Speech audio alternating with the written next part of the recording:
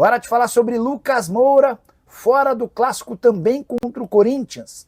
Essa foi a pergunta que mais foi feita ao técnico Hernan Crespo, depois que o Tricolor empatou em 2-2 contra o Red Bull Bragantino em Bragança na noite dessa quarta-feira. O São Paulo sai na frente com o gol de André Silva. O André perde outro gol incrível no contra-ataque, o Red Bull faz 1-1, o Red Bull vira e no segundo tempo o André Silva garante o gol do empate. O Crespo não gostou da insistência nas perguntas em relação ao Lucas Moura e disse, abre aspas, a parte médica é responsabilidade do doutor. Posso falar sobre o jogo sem problemas, mas não quero ser mal interpretado, fecha aspas. Vale a lembrança de que o Lucas Moura não joga desde 6 de maio. Tudo porque bateu o joelho e desde então luta contra dores nessa região. Existia a expectativa de que ele voltasse a jogar pelo São Paulo na reestreia do Tricolor depois da Copa do Mundo de Clubes contra o Flamengo. Não rolou. Também ficou de fora da partida contra o Red Bull Bragantino e, ao que tudo indica, não enfrentará o Corinthians no sábado no Morumbis. Importante lembrar que o Lucas Moura é dono do maior salário do elenco do São Paulo, ganhando R$1.800.000 por mês. Mas não para por aí. Queria destacar a pouca presença do principal jogador tricolor na atual temporada. O Lucas soma apenas 13 dos 36 jogos do São Paulo em 2025. Isso significa que ele jogou, ou melhor, ficou de fora de 23 partidas, uma presença de apenas 36% dos jogos. Muita preocupação em relação a essa sequência ruim do Lucas Moura.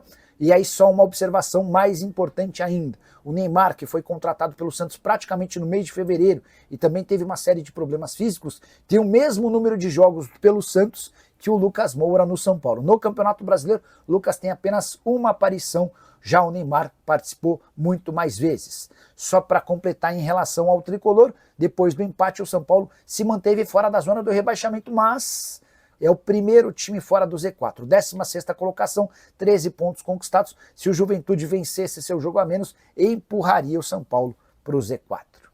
Hora de falar sobre o São Paulo com boa notícia. Calma, não se trata de uma excelente notícia, você não vai sair soltando o rojão por aí. Mas, nos 2 primeiros meses desse ano, o Tricolor conseguiu reduzir em R$3 milhões a sua dívida total. Esse valor equivale a mais ou menos 0,2% de tudo que o São Paulo deve. Você vai lembrar que na virada do ano, o São Paulo havia ultrapassado os R$900 milhões de endividamento. Essa queda de R$3 milhões representa muito pouco, mas ao menos serve para mostrar que o Tricolor conseguiu estancar a sangria e deixou de fazer com que seus débitos aumentassem. Esse talvez seja o primeiro ponto. Durante o período de janeiro e fevereiro, que costumam ser 2 meses em que os clubes de futebol arrecadam menos, o São Paulo ainda conseguiu um superávit bem pequeno, de R$157 mil. Só para completar, é importante dizer que o São Paulo nem fez muito alarde em cima de todos esses números porque considerou todas as reduções bem discretas. A ideia, com a entrada do FIDIC, com a associação ao Marinax, é fazer com que o São Paulo consiga reduzir de forma significativa essa dívida superior a R$900 milhões. Bora fechar o vídeo com informação exclusiva. São Paulo fechou o primeiro semestre de 2025 com um prejuízo de R$31.800.000. Isso significa que ao longo dos 6 primeiros meses do ano, o São Paulo gastou quase 32 milhões a mais do que aquilo que arrecadou. O número pode causar preocupação, mas é importante destacar que a projeção do São Paulo para o primeiro semestre indicava um prejuízo de R$40.800.000. Ou seja, o São Paulo conseguiu ficar R$14 milhões com um prejuízo menor em 14 milhões na comparação com aquilo que havia sido projetado. É sempre importante lembrar que os clubes brasileiros faturam mais no segundo semestre do que no primeiro, entre outros motivos, porque várias das premiações e cotas de televisão são depositadas nos últimos 6 meses do ano. Um ponto importante a se destacar é que o São Paulo fez várias vendas ao longo de 2025 no primeiro semestre. A venda do Alves ainda cai no mês de julho, mas não há expectativa de outras grandes transferências, o que pode impedir o São Paulo de conseguir um resultado melhor. O Tricolor tem batido à risca tudo que está sendo planejado pelo FIDIC, porque até para seguir aquilo que está combinado nesse fundo de investimentos que está captando dinheiro, São Paulo não pode gastar mais do que aquilo que está orçado. Até por isso, muita dificuldade na contratação de atletas. Hernan Crespo pede um lateral direito e mais um ponto. Se esses jogadores chegarem, você pode ter certeza que chegarão de graça ou por empréstimo. Imaginar que o São Paulo faça compras nesse momento está completamente descartado. Curtiu o vídeo? Não esquece de deixar like, se inscrever no canal. Hora de falar sobre o tricolor paulista. Ryan Francisco só volta a jogar em 2026. No treino dessa terça-feira, ele sofreu uma ruptura de ligamento cruzado anterior, além de lesão no menisco do joelho esquerdo. A mais temida contusão, a do LCA, do ligamento cruzado anterior, acaba de atingir o atacante, que foi artilheiro da última Copa São Paulo de Juniores e também eleito o melhor da competição.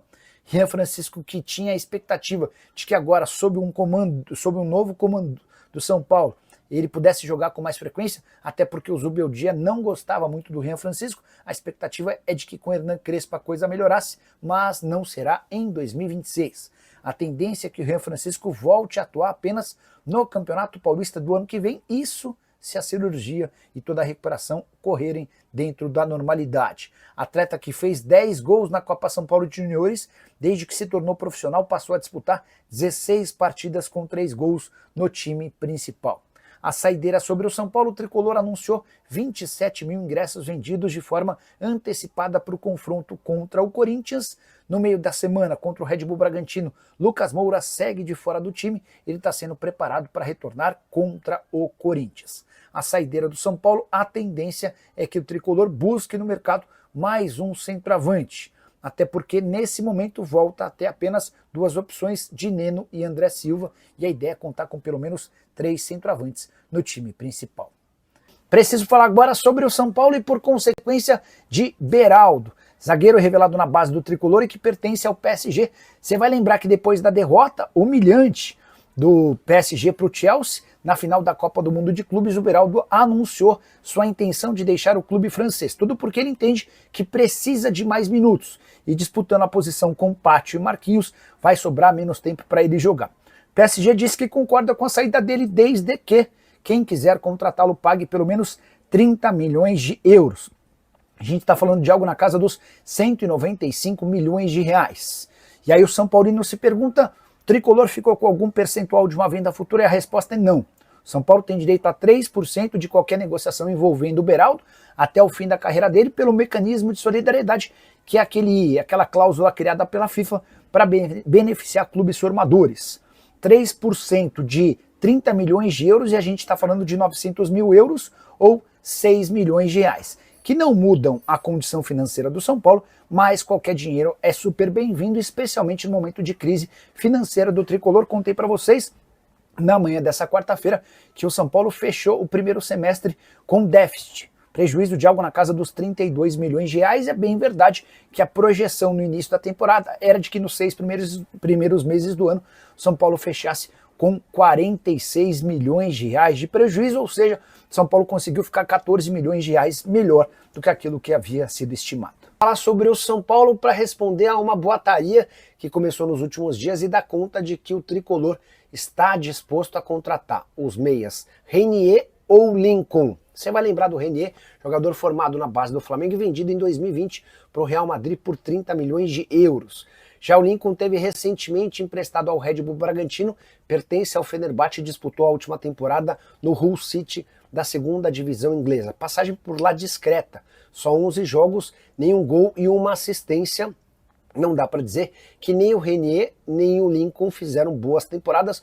O Renier esteve emprestado ao Granada, também da segunda divisão, mas da Espanha, e por lá foi muito mais reserva do que titular. Antes de gravar o vídeo, consultei uma fonte importante do São Paulo para perguntar: vocês estão negociando com Renier ou Lincoln?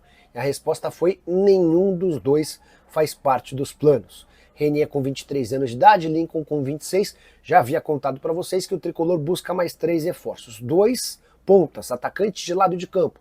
O outro deve ser um volante. Thiago Mendes seria uma alternativa se topasse baixar sua pedida. Apesar de estar livre no mercado, depois de sair do Al Rayyan, Thiago Mendes está exigindo algo na casa de 1 milhão de reais por mês. Todos os reforços que chegarem no São Paulo a partir de agora precisarão da aprovação de Hernan Crespo. Fala pessoal, estamos aí com atualizações importantes do São Paulo. Se inscreva e ative o sininho para receber mais atualizações do Tricolor. Deixe seu like, que é muito importante para o crescimento do canal. Utilize o espaço aqui embaixo para registrar sua opinião. Ficamos por aqui com mais esse giro de notícias. Um abraço e até o próximo vídeo.